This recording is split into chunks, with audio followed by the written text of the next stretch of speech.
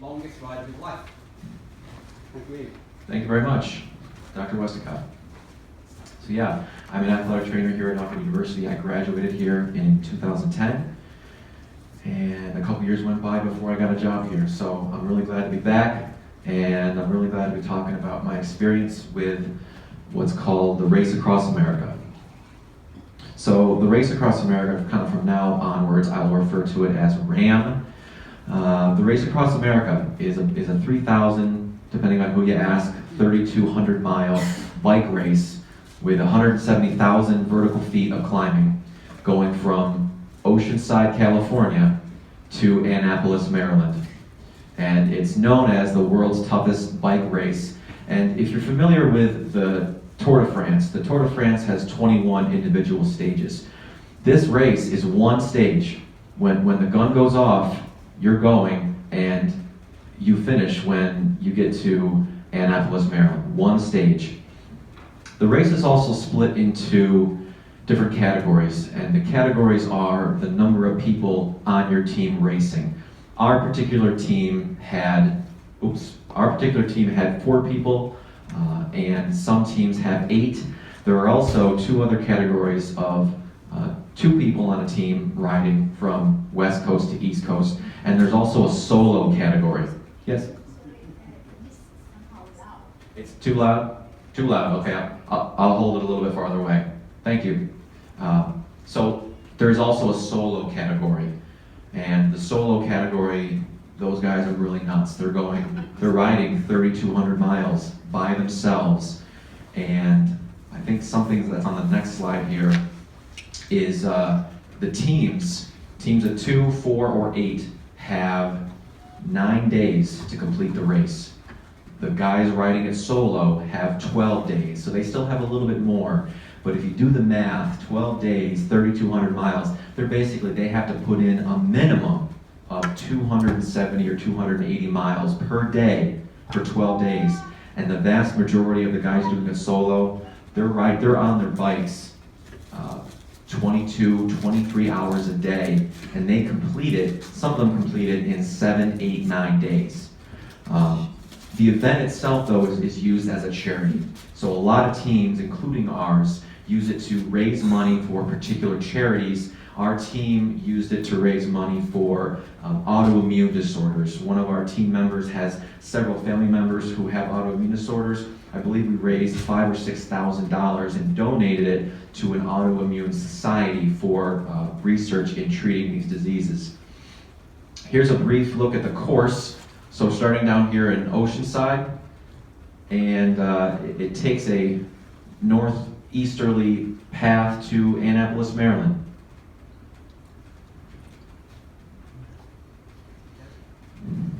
And here's our team.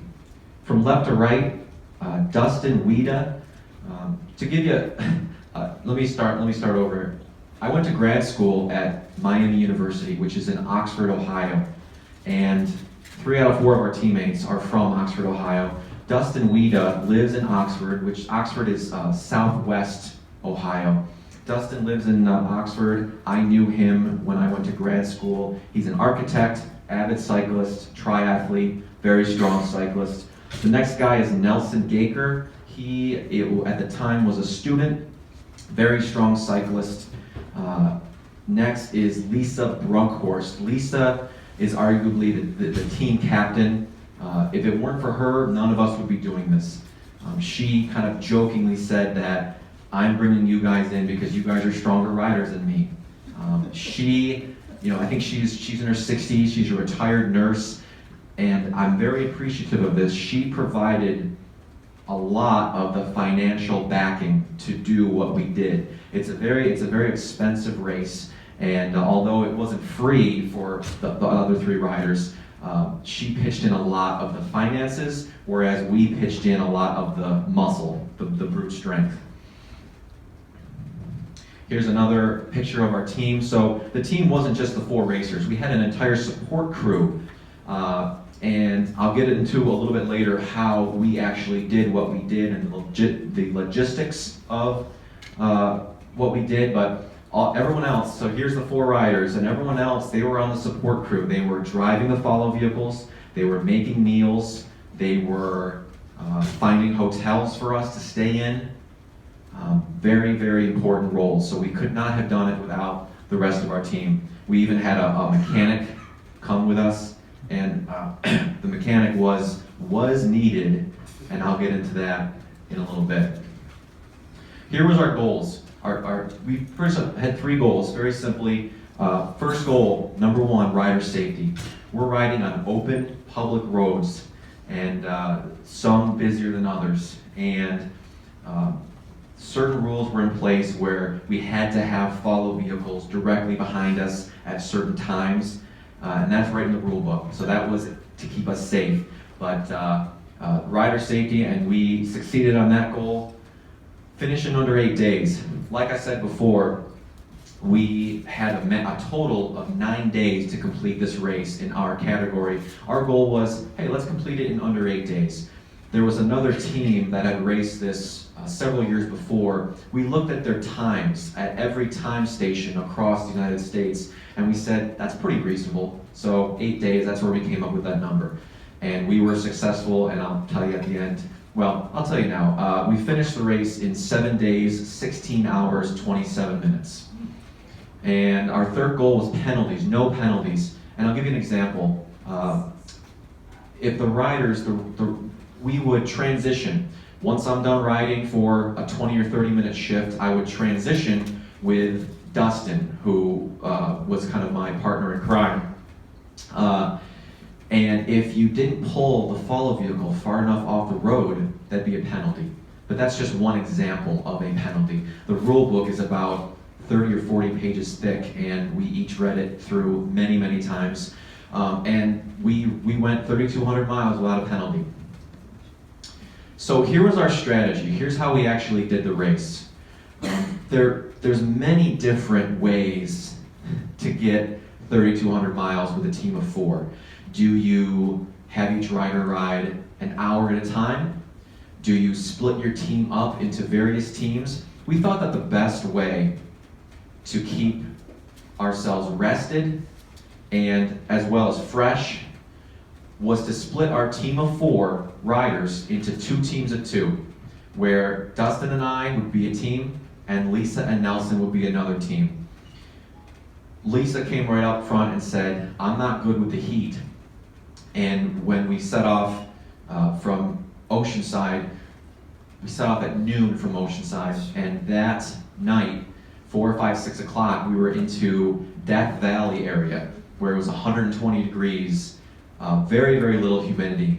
And she says, I'm not good with the heat. Understandable. So Dustin and I took the 6 a.m. for most of the days. We took the 6 a.m. to 6 p.m. shift. So we had the 12-hour shift, and then Lisa and Nelson would pick up at 6 p.m., ride through the night to 6 a.m. So when Dustin and I were riding, depending on the conditions, if it was hilly, if it was flat, if it was particularly hot, we would trade off every 15 to 30 minutes. And so I would ride for 30, get in the follow vehicle, Dustin would ride for 30, and we would do that for our entire 12-hour shift. So there you go, 12 hours or 200-mile shifts. This was our routine. We'd ride, we'd eat, and we sleep, and then we repeat it for 7 days. And then individually, Lisa just covered less territory because she wasn't riding as fast. And so among the 3 of us, we probably averaged more than 100, probably in the neighborhood of 115 to 125 miles per day for 7 days. A little bit on my nutrition. So I've been eating a whole foods, plant-based, mostly vegan lifestyle for about 5 years now. So all of my training, all of my racing was done on a plant-based diet.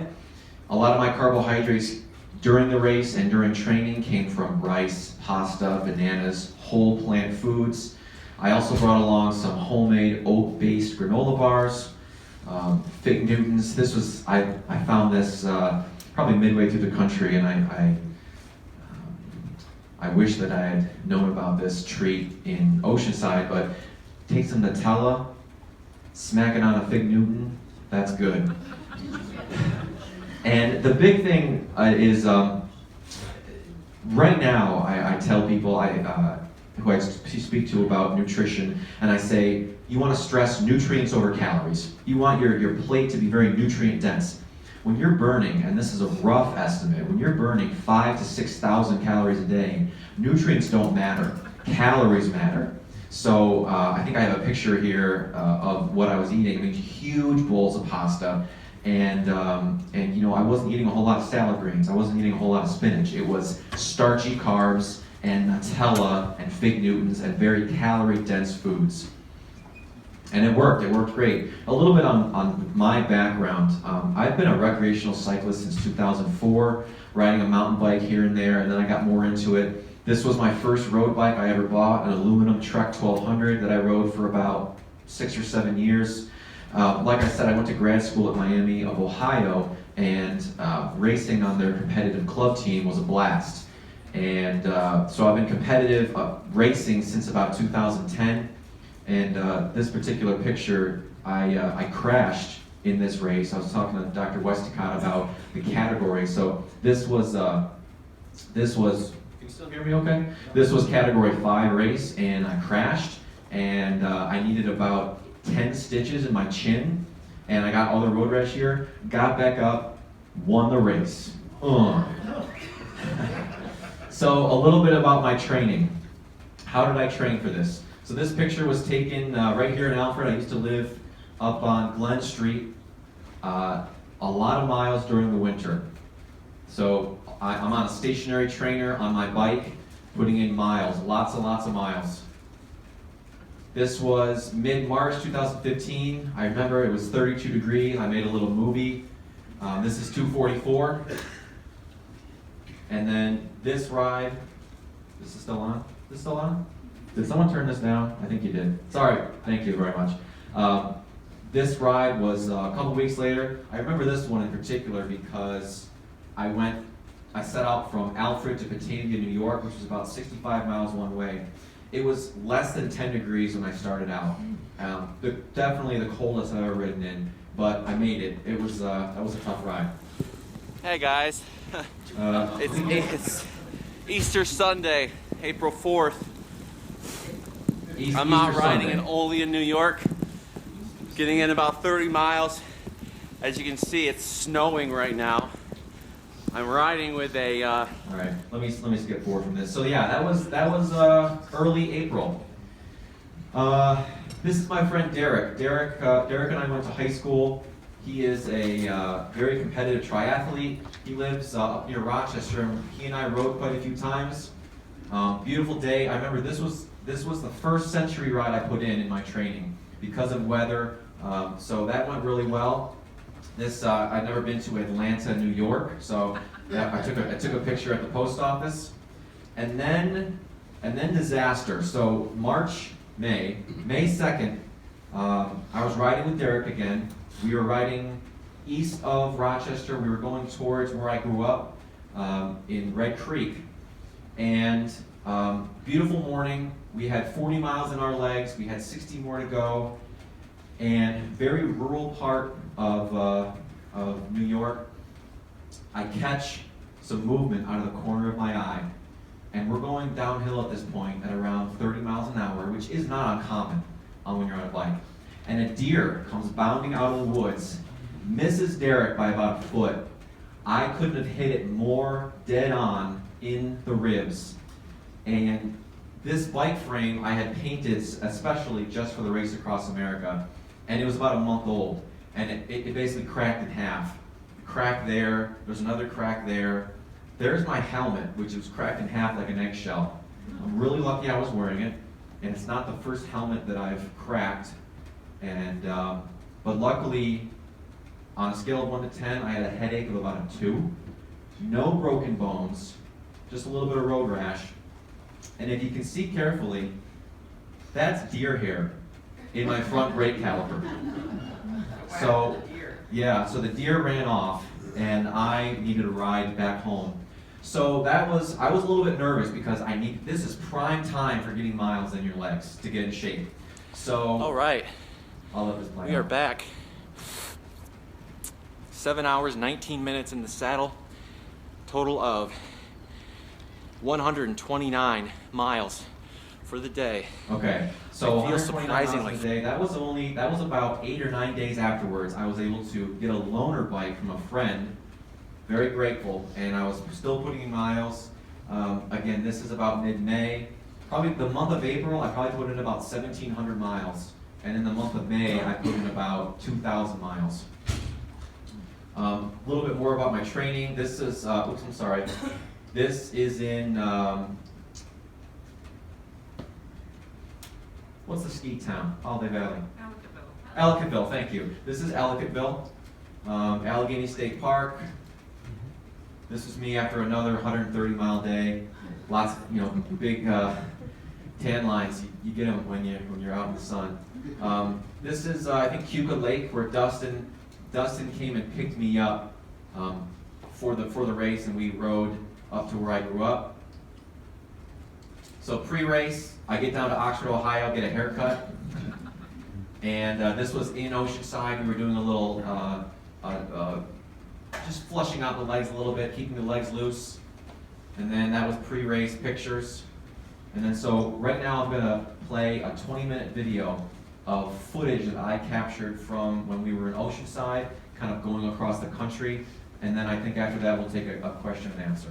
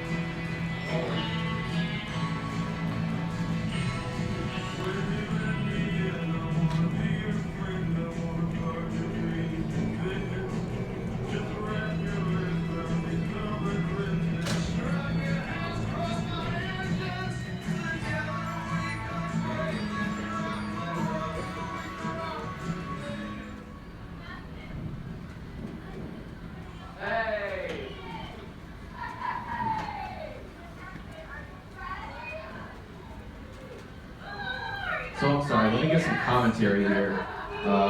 This Amy is a triathlete who lived in and around the Cincinnati area, and she moved to the West Coast. Yeah.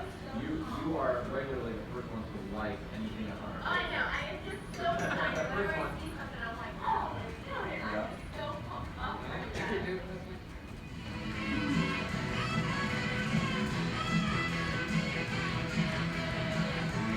So this is pre-race. We're all getting ready. All the team vehicles are being staged.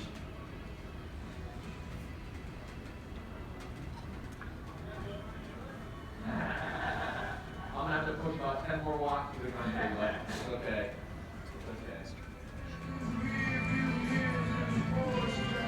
I'm not sure how many teams were racing, but there's teams from all over the world. German teams, Australian teams, international race.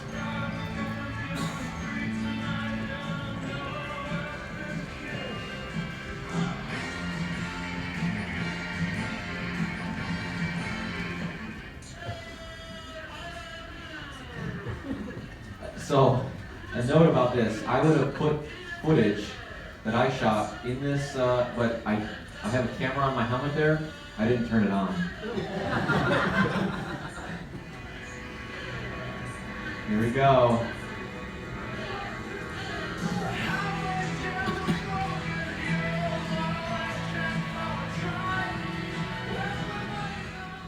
So I hope that GoPro can hear this. It's Ian with Nelson. We just completed the parade route, and we're about, I don't know, 5 or so miles into the race across America. Taking it slow, taking it easy, spinning. We had a few teams, manic teams, just blasting away, but I know one of them was the German team, the Maximo team, full stop. So some teams treated this as a race, and their goal was to break records. Other teams just treated it as, let's finish. And that was us. We just wanted to finish. Hey guys, go get them. This team was from Taiwan. Bye-bye. They just knew hello and bye-bye. We're coming off of the bike path, taking that right onto college. You came to a complete stop. I was not expecting that. I almost beat it.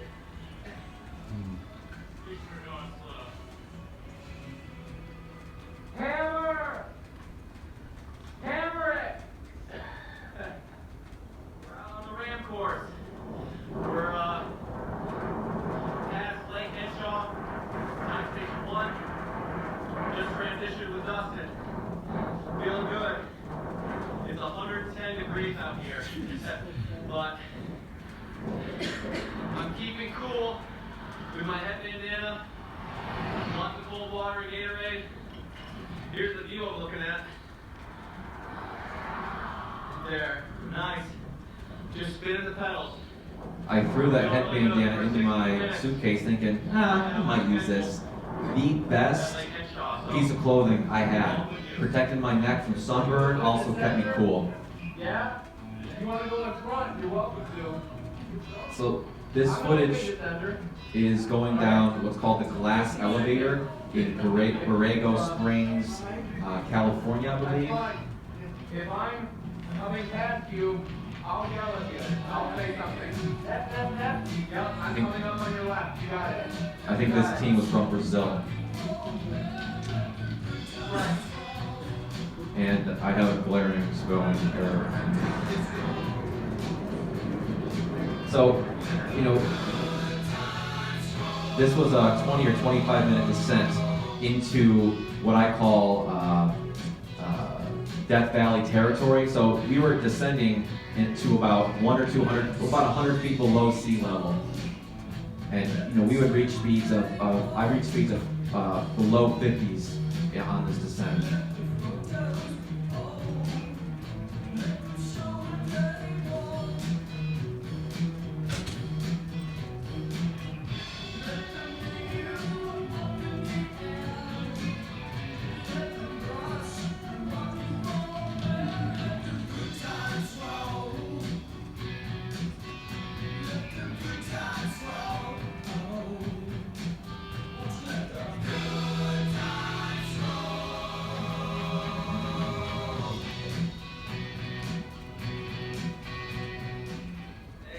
Sunday, the 21st of June, RAAM day number 2, starting day number 2.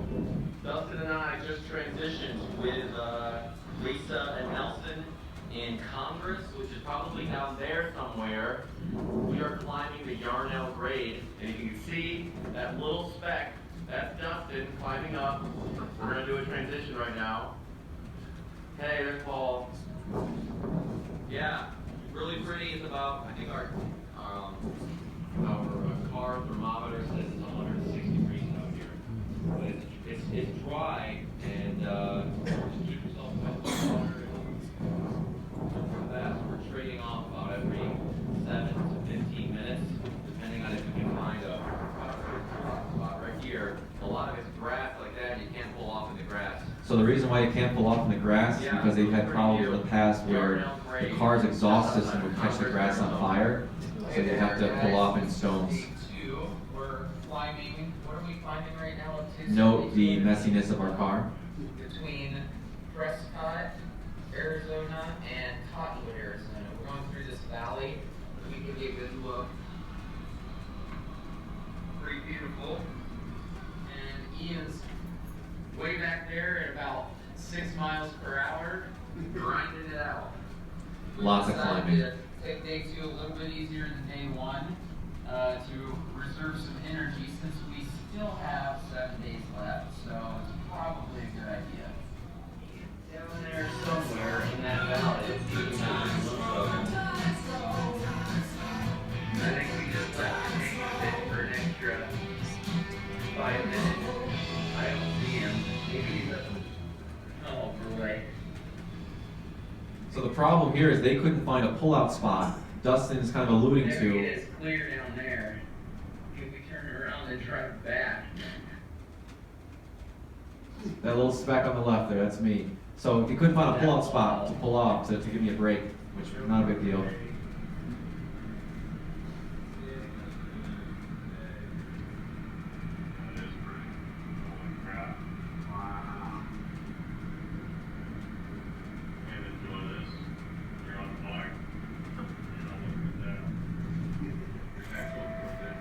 I'm GoProing now.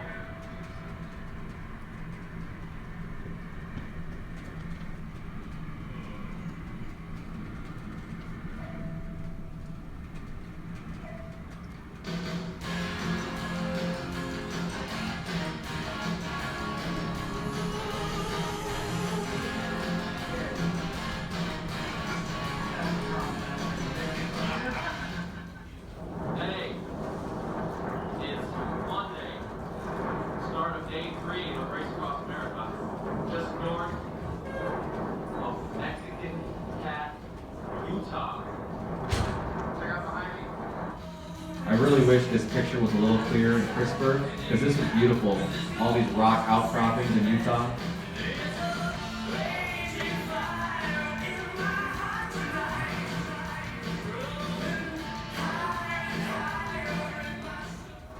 Here we come in for a transition. So this was our transition. My front wheel had to overlap Dustin's. I would stop, he would go, and then they put my bike on the bike rack. There's the Rockies right there. Snow-capped Rockies. We're on our way to Durango, Colorado.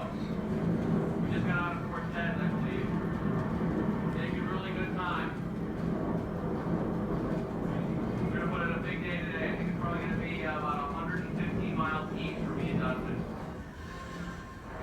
Hey, it's Tuesday. RAAM. There's a cow right there. It's like probably 6 or 6:30 a.m.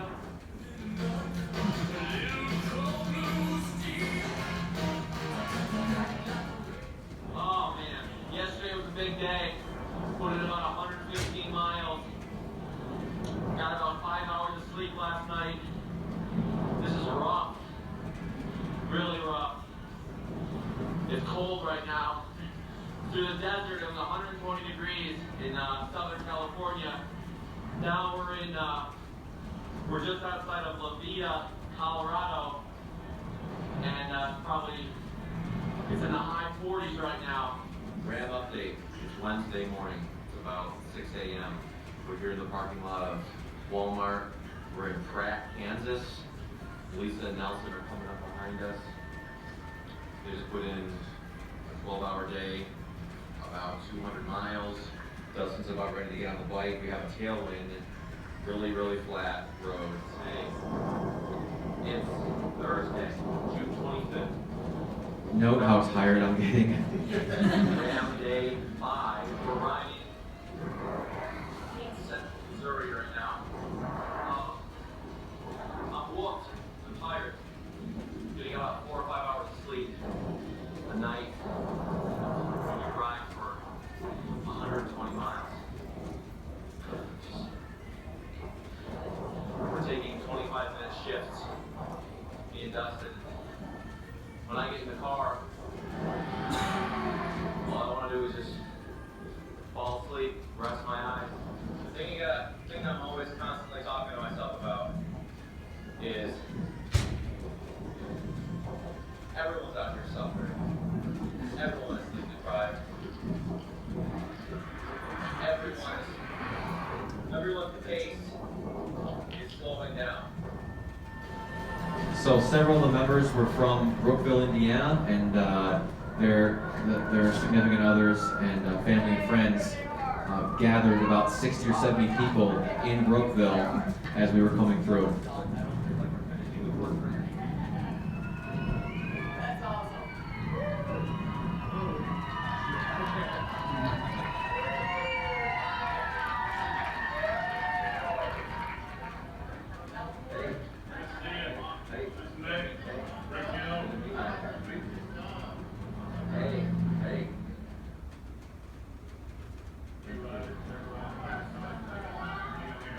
So although Brookville, Indiana wasn't one of the official time stations, about 15 miles down the road east was Oxford, Ohio, which was one of the official time stations. And there were 200 or 300 people waiting for us, so I'll get to that in a minute. Look, you think before people leave, we can all get a picture with everyone? You want to get a picture with everyone? All right. Enjoy your journey.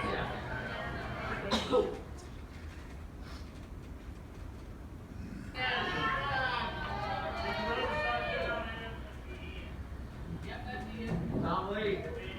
What's up, man? Tara. So I skipped over this major detail. If you were observant, the bike I'm riding was not the bike I started with in Oceanside, California. My original bike fell off a bike rack in Kansas, and the frame cracked again. So that was another bike than the white one. So I'm riding Snook, our driver. He brought his bike along. He was the backup rider, so I'm using his bike. But it happens. First I don't get to you.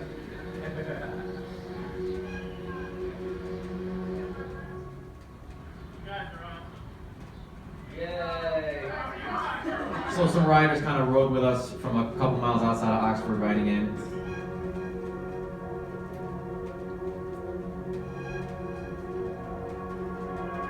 It was kind of at this time where coming into Oxford, it gave us a little adrenaline rush, and it gave us that energy to make that last push for the East Coast.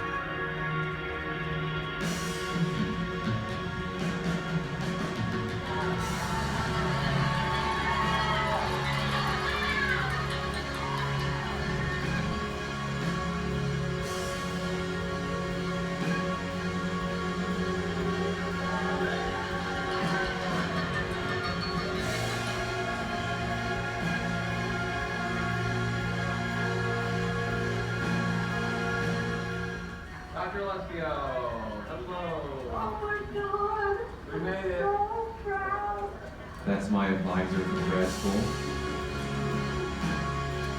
Biker Bob.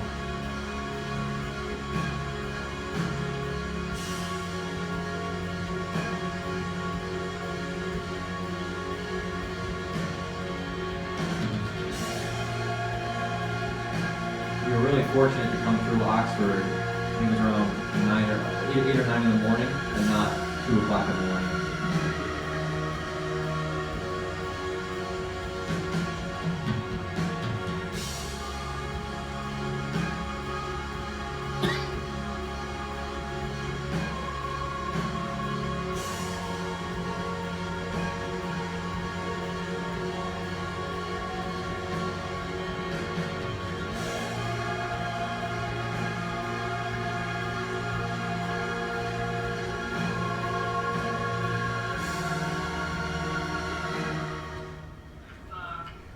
June 27th, Saturday, day 7 of RAAM.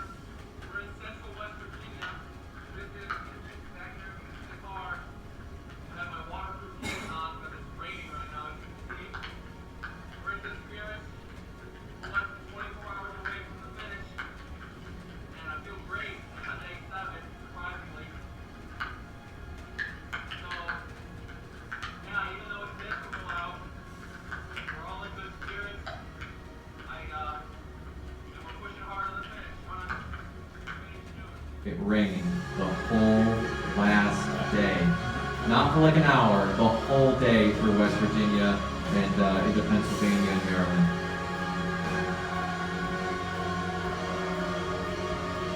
Towards the very, very end, Dustin and I kind of rode together because we knew we were going to finish, and just kind of Wasn't a big deal.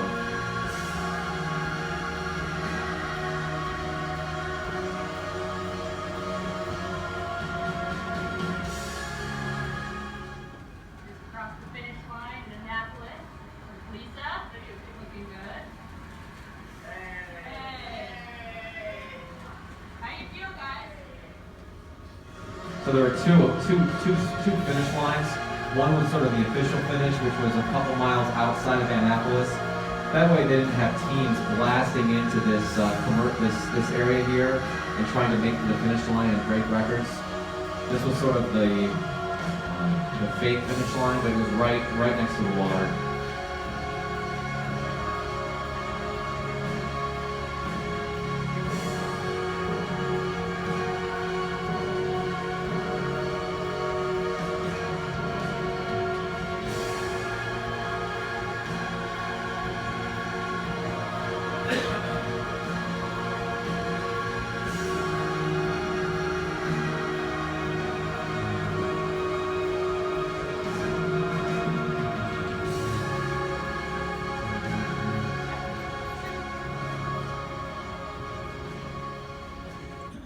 All right, that's pretty much it. We made it. How are we doing on time? How are we doing on time, Dr. Westcott? You got 10 minutes. Okay, great. I kind of leave this open for a Q&A. Yeah.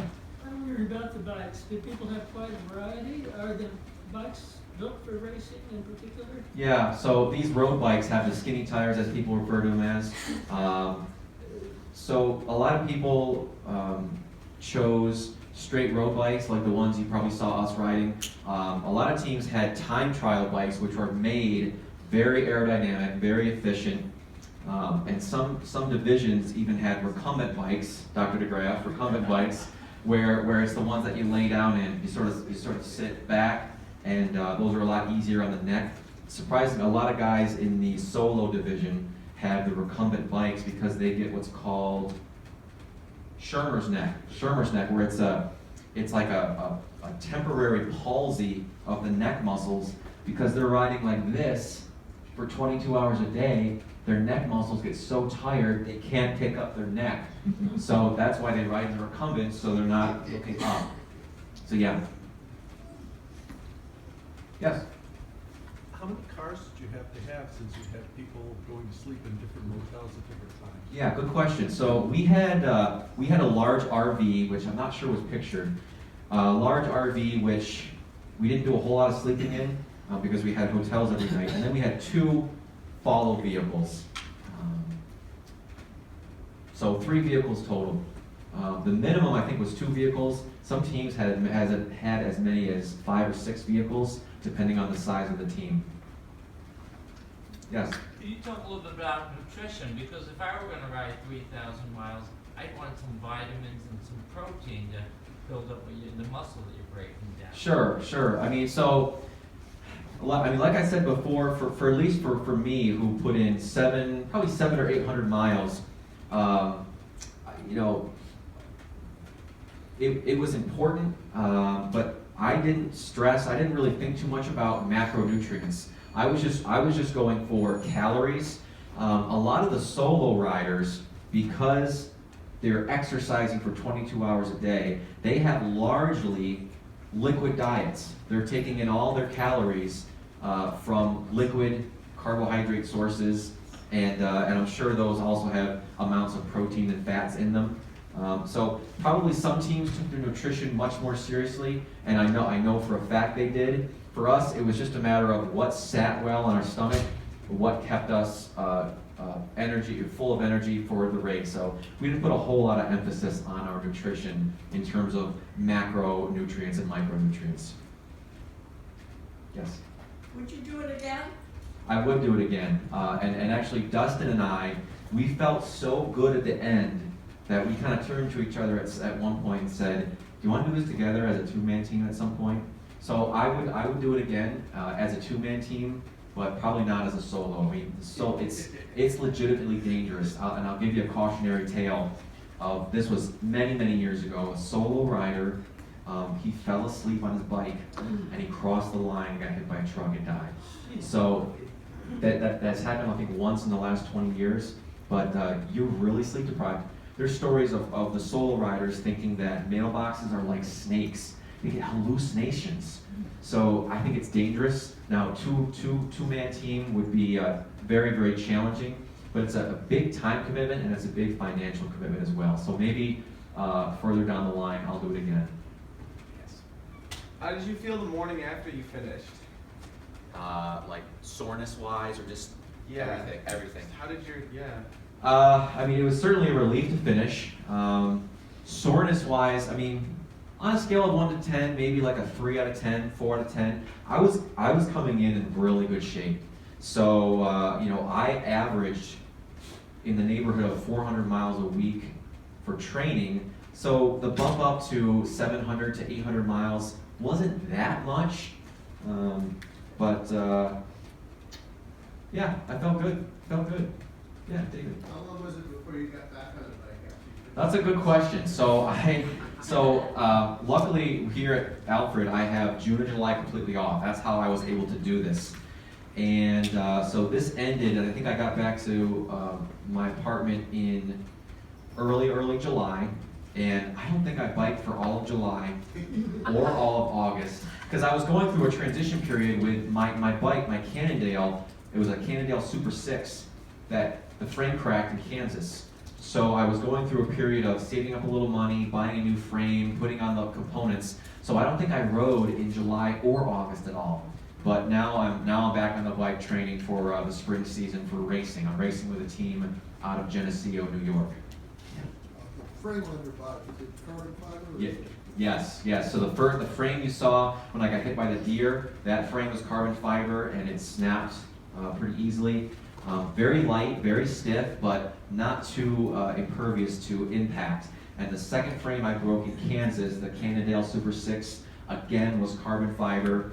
And you know, could I have bought a metal bike? Sure. I tend to like carbon fiber better. It rides better. So yes, both were carbon fiber.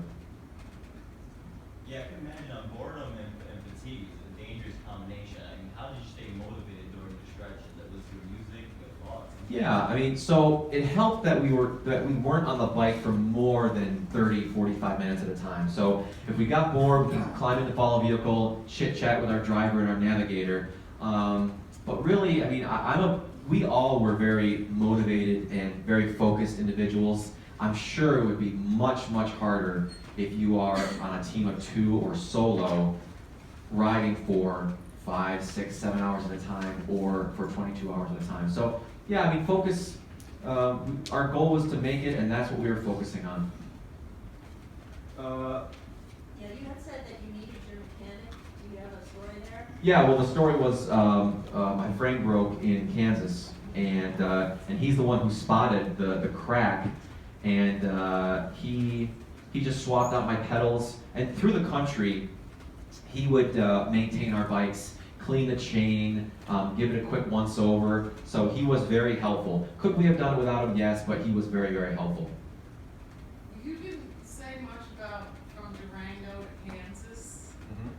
Was that a challenge going over those passes? Yeah, so the actual Rocky Mountains, and I have some stuff up here. If you feel free to come up afterwards, you can check out the jersey and this log book here. This was the official book that we use, that the Race Across America handed out for every single turn of every single road from West Coast to East Coast. So it was a predetermined route. The actual 14 or 15,000 foot, what pass is that? Wolf Creek, that's it, thank you, Wolf Creek. So Wolf Creek Pass, which is about 14,000, we didn't go over it. It was Lisa and Nelson that went over that at night. So they descended that side at night too.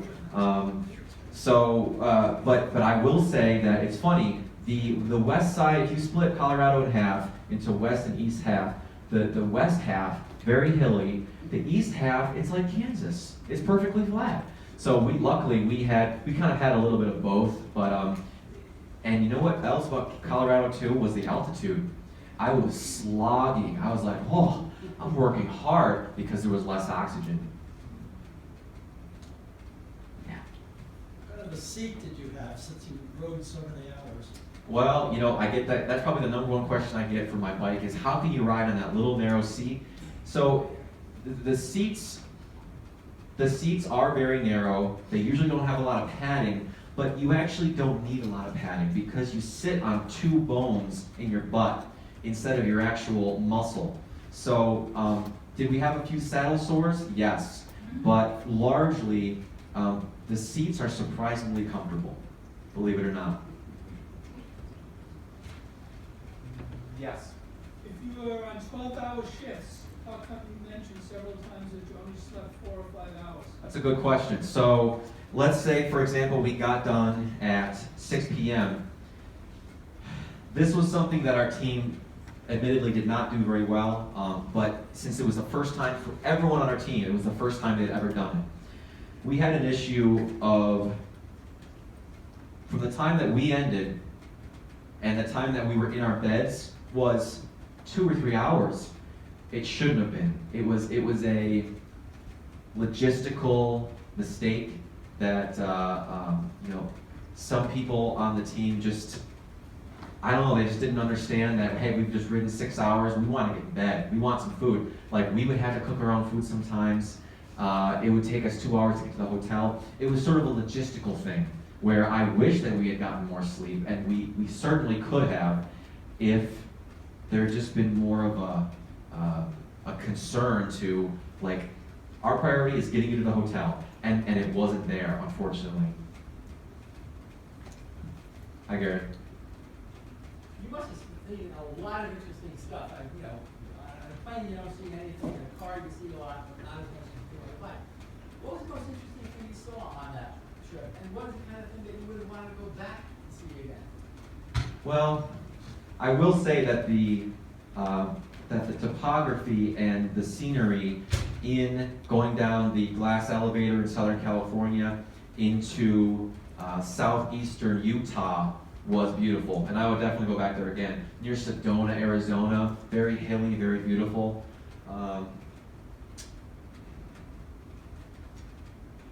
In Colorado, I mean, just Colorado as well, climbing and descending, very, very little traffic. We even saw some bighorn elk as well. But really, let's see, Kansas was flat, and it was, surprisingly, the hardest state to ride through was Kansas, because it was in Southern California and Arizona. It was really hot, but it wasn't very humid.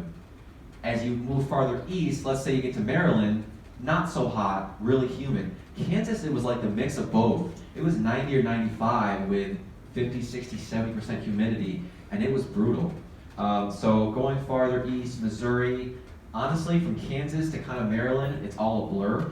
But I would say, certainly, I would go back to Arizona, Colorado to check out the sites a little bit more closely.